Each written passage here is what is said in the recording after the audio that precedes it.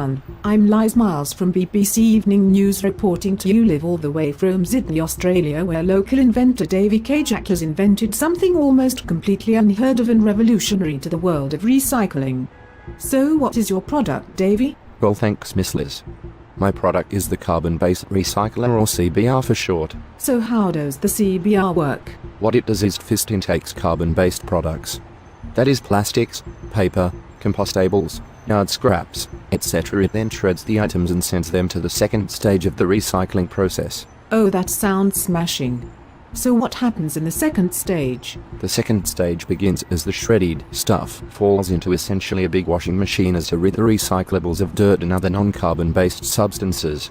After the stuff has been washed, the water is evaporated and then the recyclables are sent to stage 3. Wonderful, wonderful.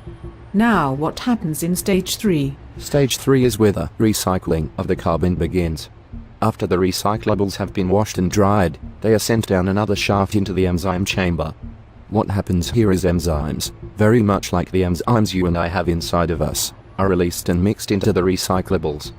They then rearrange the molecular patterns of the carbon-based recyclables into a new substance, which I will reveal towards the end of my explanation. This process takes about 3 days. Afterwards, this new substance is piped into the main storage tank and is ready for wholesale. So what is this new mystery product that is created? Petroleum. It creates raw petroleum, ready to be processed and shipped. Wow.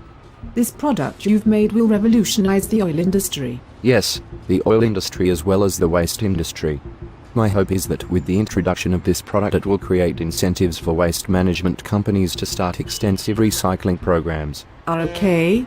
How much will the CBR cost? It will be starting at $350,000. Have you received any subsidies or grants for the research and development of this product? Yes, I have received several million in grants and several million in tax breaks for the development of the CBR. Wow, why so much?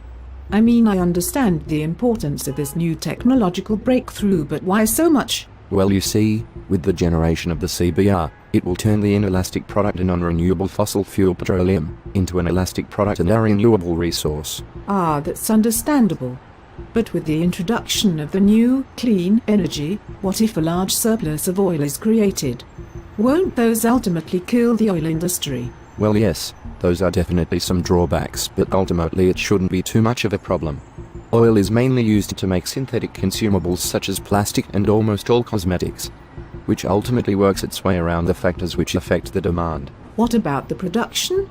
If there was a skyrocket in the price of steel or more regulations on the production of the CBR made by the government, how much would that affect the CBR's price and production rate? Well, prices of the CBR will always be dependent on the resources used to make it. But as for our production rate, that will not vary. We have a standard and yearly quota which we will meet. Our production, however, is already within the government regulations and meets all standards.